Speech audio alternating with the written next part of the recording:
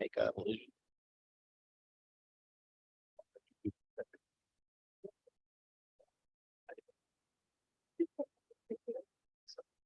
I got the volume. Okay, good afternoon, everyone. It's Tuesday, April 25th at 6 p.m. We'd like to call the Regional EMS Council meeting to order. The first item on the agenda is a roll call vote. Okay. Respond when I call your name. Doug Jacob, Please step up. I'll come back. Chief Grace Capiola. Here. Andrew Dahl. Here. Dominic Battinelli, Here. Daniel Mizels, Here. Robert Bristol. John Johnstone. Travis Kessel. James Downey. Jerry Gelbard.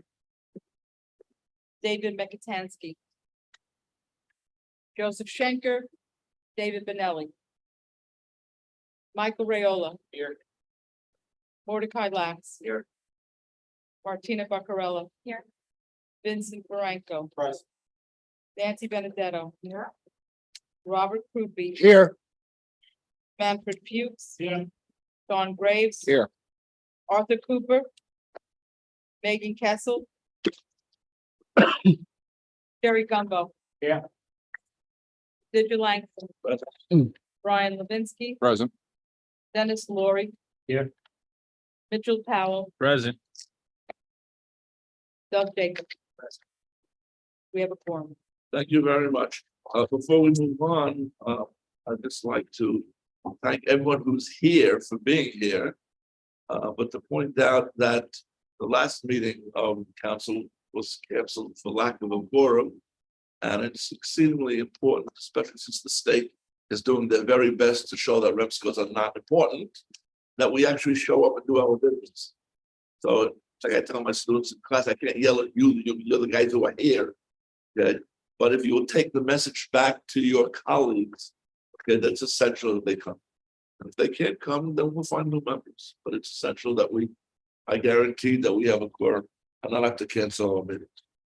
Okay, the next item is the approval of the February 28th meeting minutes. As I said, the March meeting was canceled. We were distributed. Are there any comments, corrections? Motion to approve. So moved, second.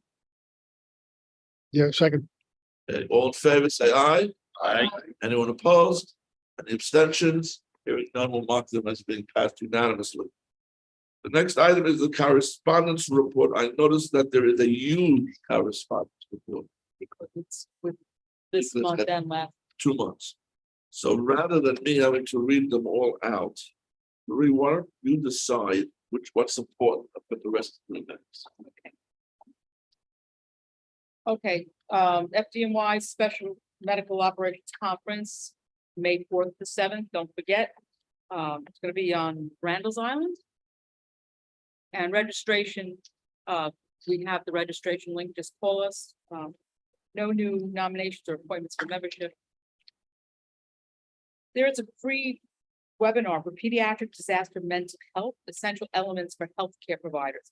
It's going to be given Wednesday, May 31st. It's I believe this is it's a webinar, it's virtual.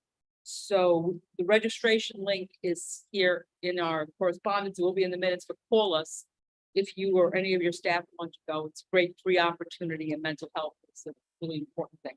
Can we post that on LMS? Yeah, it's a webinar. It's the State Department of Health is holding that. But I will send out this link. We should have already sent it out to everyone, but we'll send it out again. Submissions for New York State EMS Council Awards for the Vital Signs Conference. We are accepting them. We already accepted ours. Our due date was the 19th of April because we need to vote on them tonight. And then we'll send them up to Albany for July 1st. Though the Innovations Award for the Department of Health for their awards, you don't have to get that up until July 1st, and that does not have to go through the REMSCO. That can go directly to Department of Health. And all these Links are on the Department of Health website and you can get them from us also. The Department of Health held Part S information sessions on March 16th, 20th, and 22nd. As you know, CME on the Vital Signs Academy, we send that out to everyone also, and that's all on the Department of Health LMS. The next leadership briefing from Department of Health is May 18th. Oh, this I think is important. You remember we foiled the core-sponsored territory expansion records for the Department of Health. This is the 6th time that we've been told, well, we're still looking for it. So now we're going to be sending a letter to the New York State Attorney General and ask them what's up. I just have to word it nicely. Don't take me a while. What's up, sounds legit. I have to word it nicely, and word it very strongly, if you sign my name. Okay. We have, I'm really 6 times. It's Constantly leading that. I just don't think that any documents exist. BLS agency, Bedford-Stuyvesant Volunteer Ambulance Corps, they are now allowed to use ibuprofen bromide under their medical director, Leonard Prowers. The iGel pilot project, if anyone here does not have information on it, please reach out to me or Michelle. We have Jamaica Hospital and Flushing Hospital. They sent in their application, so they will be participating in that pilot project. Ambulance operating certificates, we received them from East Midwood, Bay Community, and Queensville. DOH enforcements, they were presented at REMAC. Anybody need all these names? It's like 15 of them. Come to me after the meeting. They will be in the minutes, and they're already online for REMAC. Okay, we received EMS award nominations. We received about 200 photos this year. This is great for our EMS week video. We are open to receiving more, so please send them on in.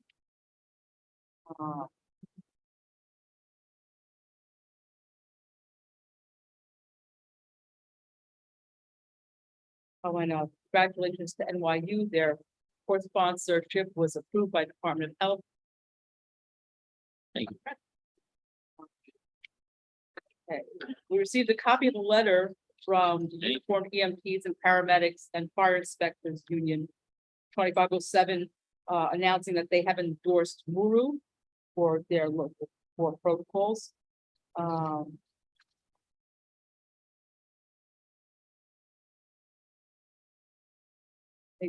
One other thing, since you missed the last meeting, for those of you that don't know, we did send out letters to regarding Part S in the governor's budget. Pretty much every agency in the city has objected to changes that affect EMS. So we sent letters of objections up to the chairs of the state, Senate and Assembly committees of health, and also template letters to agencies so they can contact their own legislators. The battle is ongoing. The budget has been extended, I believe, twice, so they're still accepting comments. The Assembly and the Senate has actually reached out to council to ask for language. So that's what we're working on now, you know, spare time. Solo will also be reaching out. Even both their lobbyists, wrote letters to other neighborhood today. Okay, because I didn't see it. Excellent. Okay. Yeah, check your email. Okay, thank you very much. Yeah, because this is the next project and it's time sensitive, so I have to get it done quick before they stop extending. So the way they're fighting up in Albany. What are they're asking you, council, individual council? Yeah, I wasn't sure with the council. They're asking language for what? Language for corrective language in what was presented in Part S. And they also want us to put together a bill that requires the REMSCO to create a coalition committee. Yes. Yeah, so, and they sent me a sample bill, so at least I have somewhere to start. Okay. I So, think there's a that was matter enough, right? of a whole series of course sponsors, whose documentation is Yeah. complete, but needs REMSCO's recommendations to approve. Read out the list, the name, and then we'll just take a motion to have it approved. So it's for CFR, EMT and paramedic original renewal course applications, FDNY, BNH, emergency training, medical training, Staten Island, emergency training, emergency care programs, emergency aid training, Inc., RTI training, Kingsborough Community College and St. John's University. Paperwork all appears complete, and they just need a recommendation from the council to approve. A motion to recommend that they be approved is in order. Does you have a second? Second. Is there any further discussion on the matter? All in favor, say aye. Aye. Anyone opposed? Anyone abstaining? Please mark this thing. Passed unanimously. Thank you. Is that it with the Yes. correspondence? Okay.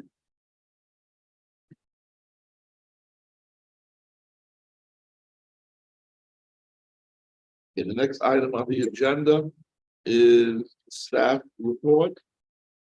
Scott Chang, emergency preparedness update. Yes, sir. REMSCO participated in the New York City OEM exercises this past month. Both as players and as controller in the CISO along with other city agents and partners. Agencies that need Narcan, please email myself and coordinate hookup. And lastly, the COVID-19 FEMA reimbursement period is closing on May 11th of 2023. REMSCO will be submitting a final reimbursement to FEMA after the period closes. The reimbursement will be a 90-10 split, unlike the previous one. And be on the lookout for email coming from REMSCO with instructions on this and the report. Are there any questions? Move to program agency update, Marie. Okay, the program agency, we have gotten paid for one of our orders for our vouchers. We're still awaiting payment for two other orders. We're actually, the board of directors of REMSCO has approved the letter being sent to the comptroller, our chairman of the board, and that was actually finalized today, and that's going up because it's been late. This payment is coming from a quarter that began July 1st. So, and it's over $100,000 that they owe us. That our money. And we're getting ready to submit the third quarter. And as you know, as a program agency and regional council, we're very active at the state level, representing New York City. Continue to do so. Next meeting is May 8th for program agency and 9th and 10th for REMSCO and city. Questions for Marie? Has there been any movement in the two program agencies in the city getting together to have a discussion yet? Actually, Frank, I'm sorry, your last name? Chang. He is the program agency director for the fire department, and we are in the process of setting up a meeting where you can come to the table. Is there an empty seat here? Might as well let everyone get used to your face.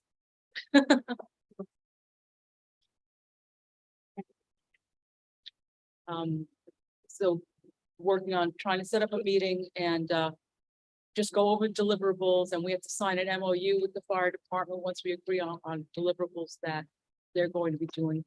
We work together to serve the city, so we want to make sure that we don't duplicate what each other is doing.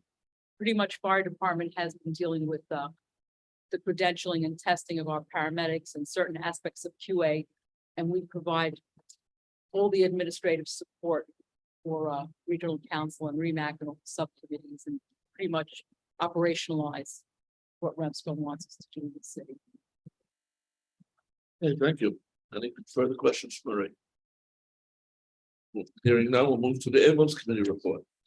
The ambulance committee met right before this meeting. We discussed the ambulance security sticker tag. It was about buying the new security stickers for the ambulance. Jerry Gelbard is drafting the letter. He's not here today, but he will have it available by the next meeting. To keep us, to update us on what's going on. We'll review it, edit, give him the opinions and take it from there. There were no new operating authority applications or determination of public need applications submitted. And we also began to discuss the possibility of changing the ambulance committee time from 5 p.m. to 5:30, which will allow us to get here, a little later instead of racing through traffic and getting here for 5 o'clock. We were started to discuss maybe starting it at 5:30. So How many members of the ambulance committee are sitting around this table right now? Please raise your hand.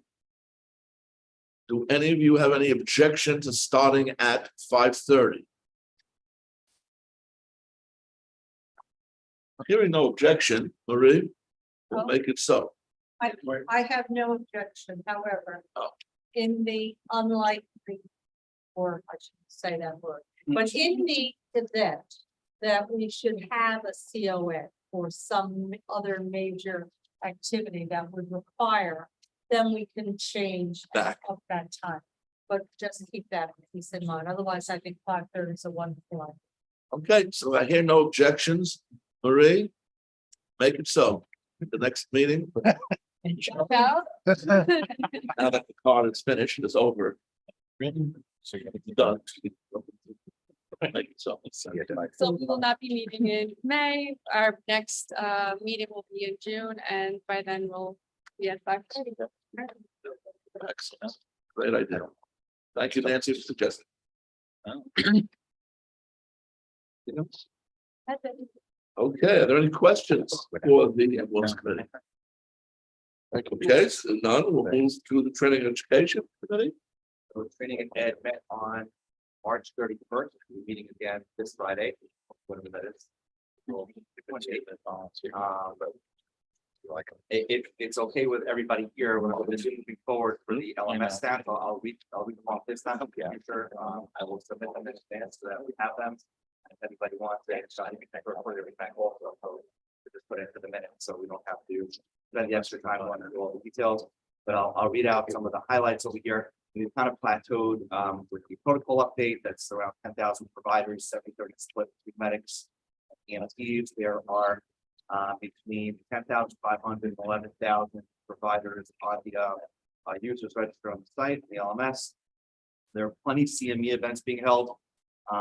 Combined private and public, there have been 136 total going to retroactive prior to the launch of the LMS. So agencies are entering events that preceded the launch date to log CME time basically in batch uploads for providers. So that's being used very well. According to this, there are over 9,000 attendees to those 136. 66 have been since the launch.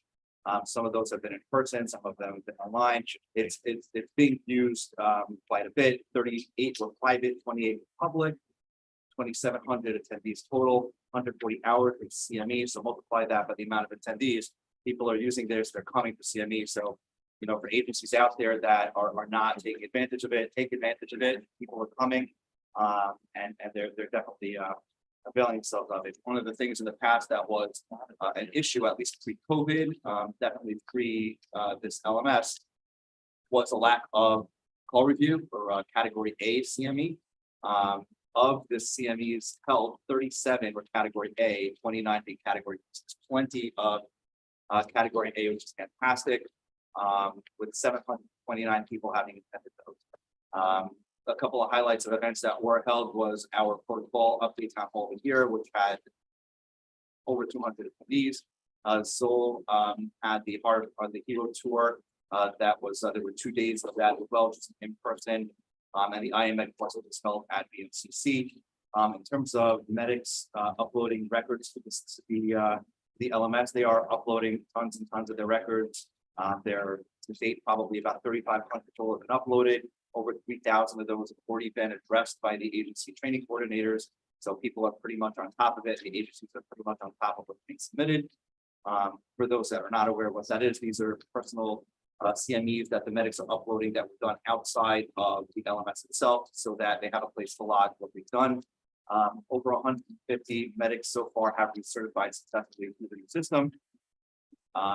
And pretty much all of it looks like all the medics in the region are enrolled. There are also links that we have on there for people to access documents or other sites. So I'll leave the numbers out, but people are accessing the CNC manual quite a bit, protocol. So if there's something that could be useful for providers to access, it's actually a good place to put it there. And we actually have data on what people are using it for. We set up we kind of developed a project plan for protocol updates so that we can be more timely with launches, so there don't need to be any delays, so we can be set to go with REMAC's typical January go live dates. I conveyed that to REMAC and to protocol committees so that we can have the resources that are developed for the new protocol changes in advance, so we can at least get started working on it on time. Dr. Veller, but Ellie are working with Ellie Islam on training and ed on finalizing the update to the original stroke protocol training so that we can get that on the LMS. We found that to be a general deficiency, especially for new providers, since they are not learning our regional protocols when they're preparing for their state exams, their original state exam. Dr. Pasterko is going to be hosting a regional CME on the new pain management protocol. So that's going to get tweaked because it's going to be an advisory coming out soon with a new emergency change to that protocol, which we are helping to craft. It's going to come out in the form of a course on the LMS. It's going to be a very, very brief course, because it's mostly just tweaks to the wording in the protocol, and it will provide CME credit as well. We continue to seek REMAC positions to step up and help us provide CME opportunities, and we continue to look for opportunities to collaborate with regional stakeholders on de-escalation training. It's a conversation probably that we can have with Bureau of Training, maybe some of the voluntary hospitals. We can probably do something together. I think it's desperately needed. Thank you. Are there any questions? Move on. The REMAC report. Who's going to give it? Want me to give it? Can you give it?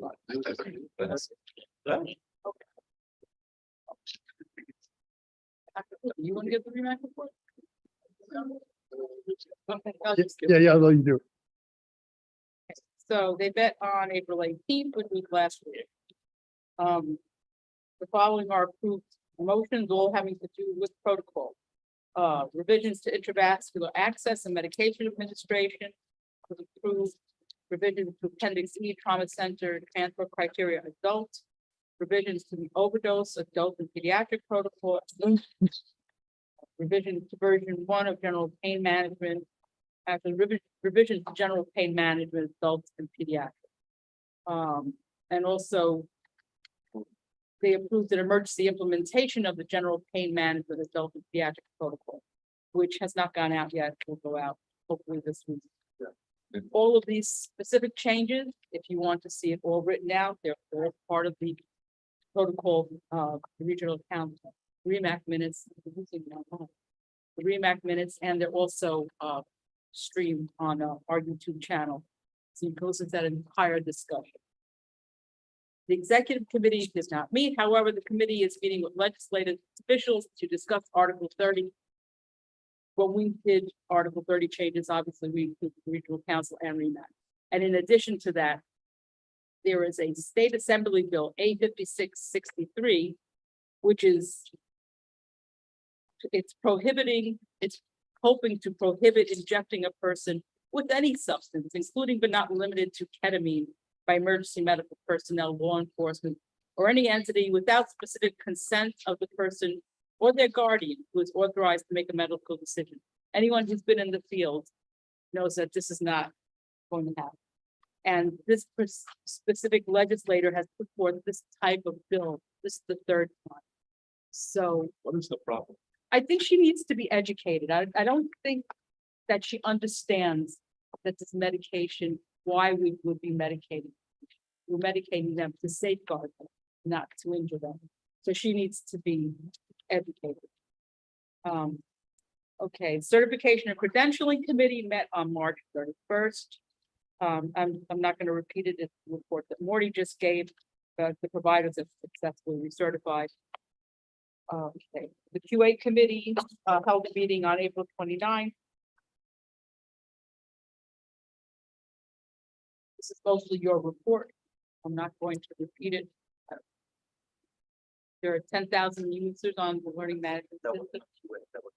No, this is part of REMAC, Yeah, sorry. but you gave this report. Yeah, this was the same. Yeah. So in the future, I think I'll. No report from its facility tag. And our next meeting is going to be on February. Sorry. When is the next? Wishful That, Checking June if it's 14th. week. June 14th. And that's the Oh. end of. One question, so those, just a quick comment, nothing related directly to that. BMCC actually had students here, medic students, Oh, yeah. come to sit in on the REMAC meeting, which I thought was actually a very, very clever idea. And I think the medic students, especially for this particular meeting, had had this advantage of seeing the protocol process actually play out. There was a spirited debate in this one about one of the particular medications. So of course, sponsors that want to educate their students on the process, that was actually, I thought it was a great idea. It was, yeah. We hope to see more of them. Okay, do we have a QI committee report? They just met on the 19th, but we don't have the report Yeah, yet. moving right along. There is no SEMSCO. No sense, go. We report. meet, This will be meeting next on May 9th and 10th, May is our 9th next and meeting. 10th. Do you get any paperwork from them yet? Actually, I didn't. Hotels or anything? If I get anything, I'll share it with you. Huh? I didn't receive anything. We already, Oh, no, I take it back. The the hotels. hotel reservation received. You did get the hotel. Yeah, I did get that. Not sure they left me out. Yeah, Okay, yeah, because we got it weeks ago. Yeah, They but, sent me. you know, I'll dig it up. I'll get it to you. Yeah. Yeah, now that you did it. They don't want the parliamentary time. They want to do it. Well, That's what it's about. Okay. We have one bit of unfinished business. And that is the voting on the awards, which you have each been distributed a ballot. Okay, please take some time, This is the biggest ballot. mark the ballot, yes, no, or abstain. It's like I see a couple of empty spots. Right, if you write-ins. Then you have to make nominations. What? You have to nominate. Get this. Okay. Nominations, you say public. So then for one of the openings over here, which is excellence in EMS quality and safety, I would like to nominate Michael Accuse. He's a critical care medic at senior care. He does a tremendous amount of work on quality with our safety quality director. I can write up all the details, but he's certainly worthy of receiving an award. He runs a program every single Monday, that's virtual. It is very, very, very well attended by both EMT medics. Religiously, he does it every Monday. It's a 2-hour session. People log in, log out. They do all kinds of different discussions on different types of calls and whatnot. Can you spell his name for us? Last name is A-K-Y. That's last it page. would be the last page. It's a blank. Last name is A-K-Y. AK. A-K-Y. U-Z, accused. And that's underneath excellence in EMS. That is excellence in EMS safety. Are there any- Quality and safety. Are there any other nominations for this award? Okay, hearing none, let's continue. The other blanks are registered nurse of excellence and BLS providers. We should be able to get a BLS provider to give this award to. I mean, but if I don't get it tonight, send me a nomination and we'll share it with the committee. Sad.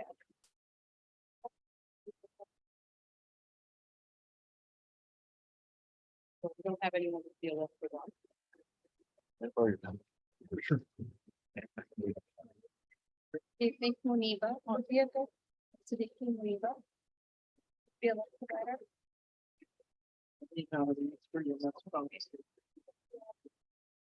Any, for what? EMS codes. That's the one that Morty just did. Oh,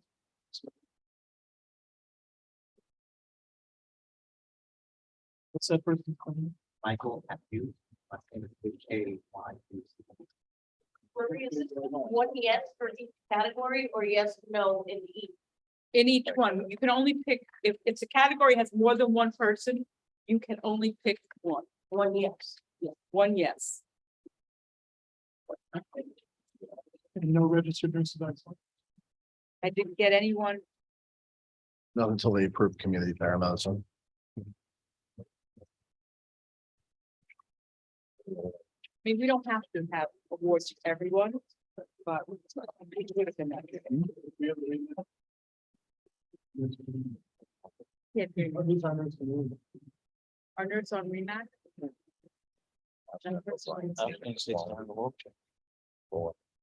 Yeah, I know. So the one that pulled up to me for years. I like it. I like it. The problem is it's- I didn't like it. Well, in the last meeting, like, what's my last name? WJC. Somebody not have it, but I know. Just no, so I started. No, I circling agree with you. Is there a way to, you know, give us those before? It has to be an EMT. It needs to be an EMT that's active. One nurse, ALS provider.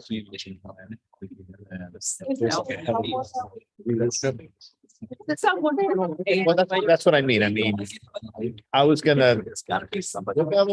I was gonna throw out a name for EMS quality as well, but I think now it's complicated to just throw two names out there without anything to read. And it's a good choice. I love everything you said. I was gonna throw Brian Levinsky's hat into that ring because I can't fathom all the data that he puts together in the citywide, working for REMSCO, the federals. He does things with NEMSIS, and trying to the research that he does to try to make us all do better at our jobs, particularly at Northwell Health. But even with, I can't imagine that we don't have an EMT amongst the what we're 75,000 people in New York. I mean, I don't know. Is it too late to do it by tomorrow, or do you need a name now just to give an award to? Can we? I'm always concerned about it. Every year we do this, throw out names last minute, and Oh, is that acceptable? I just, Anybody here who has not sent a name down?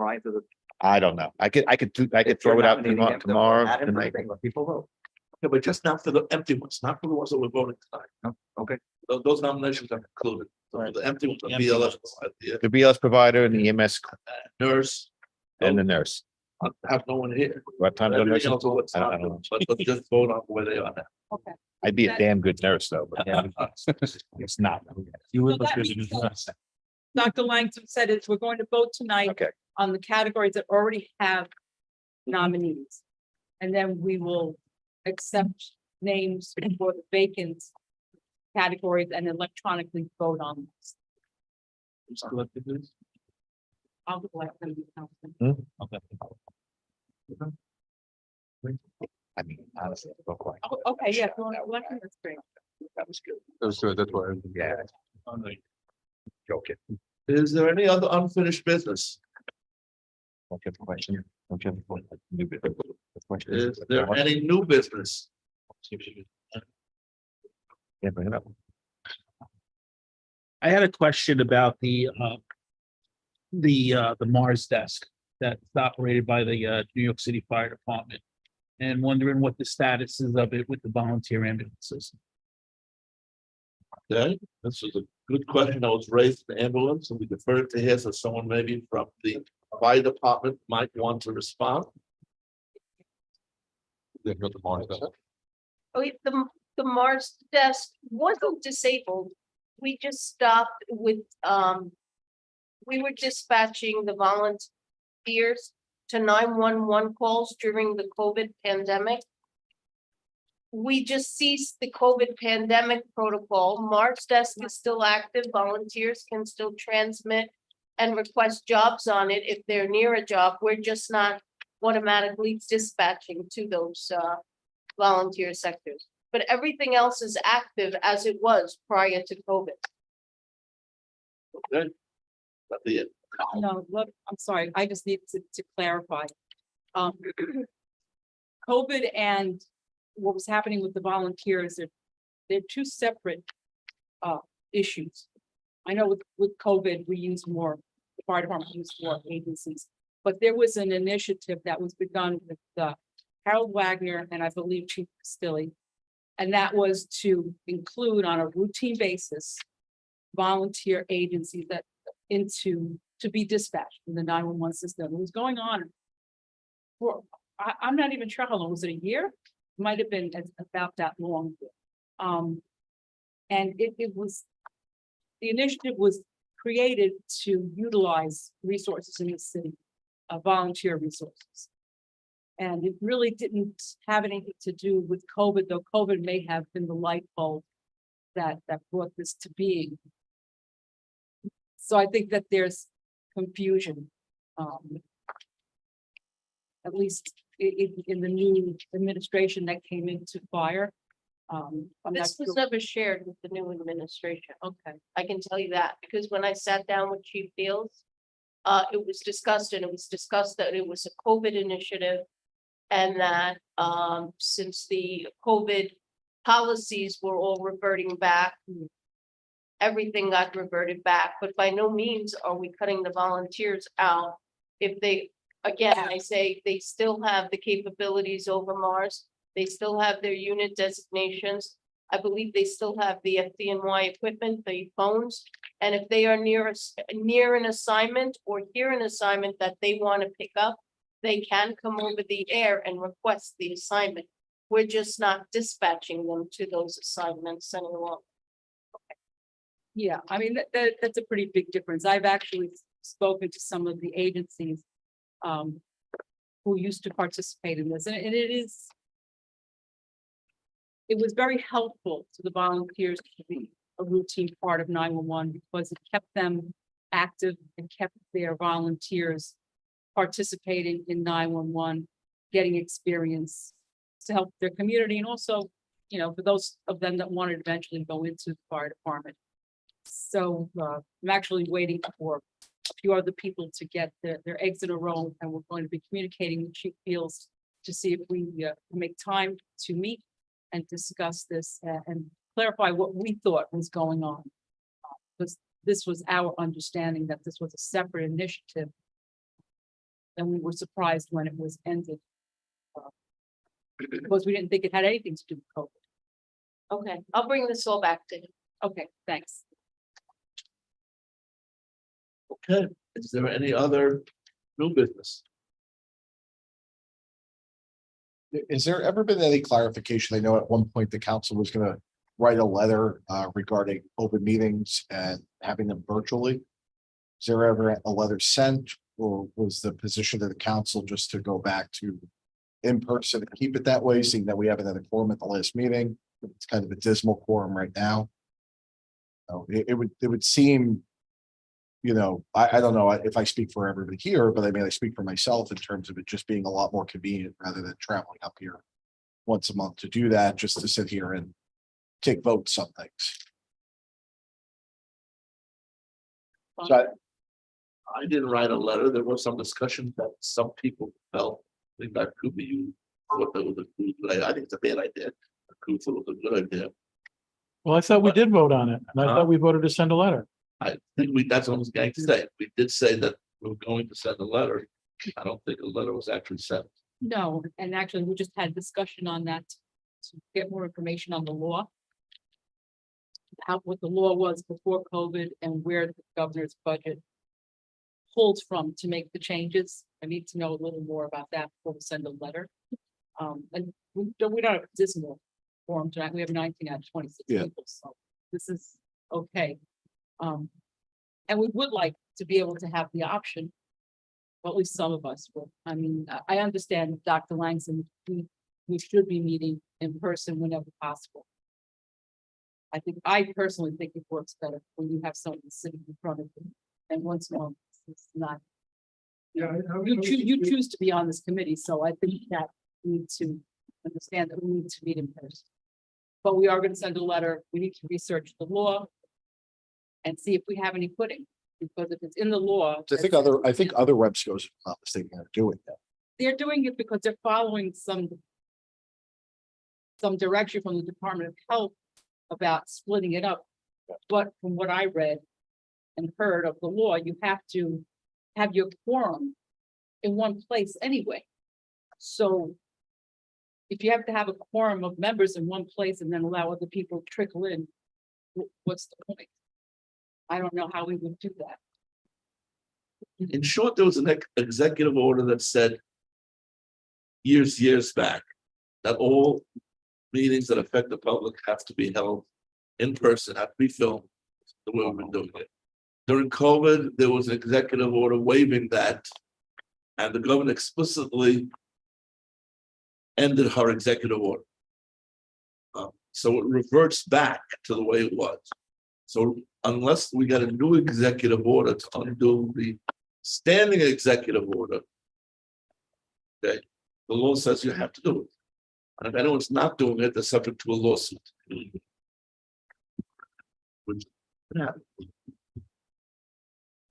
So, And we get clarification from the state, because I mean, different times right now.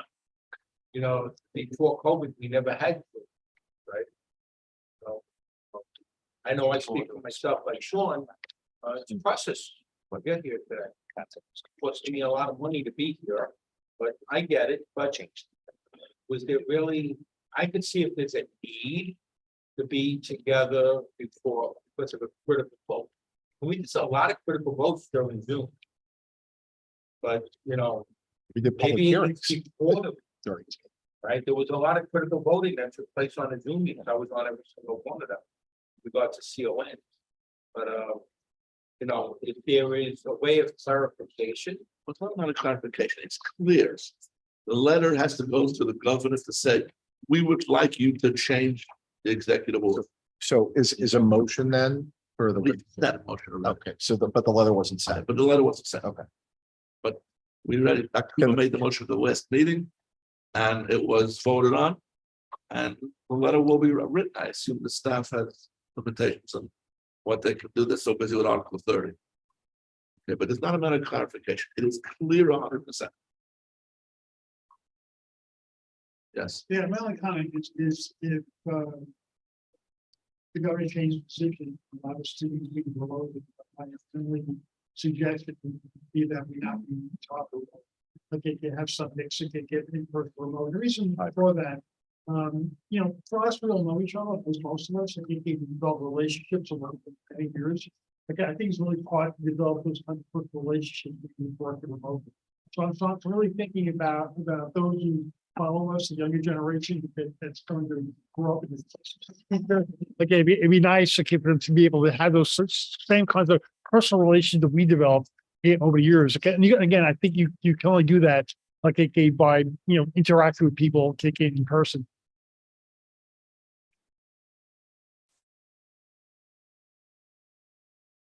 so Maybe 50%. Yeah. the staff has a moment to breathe. Yeah. They'll write that letter. Yeah. Is there any other new business? Hearing none, appropriate motion would be, I just want to remind everyone, EMS week. It's going to be here on the May 22nd, Monday. and And if you we're haven't, accepting donations. if you haven't donated yet, send us your money.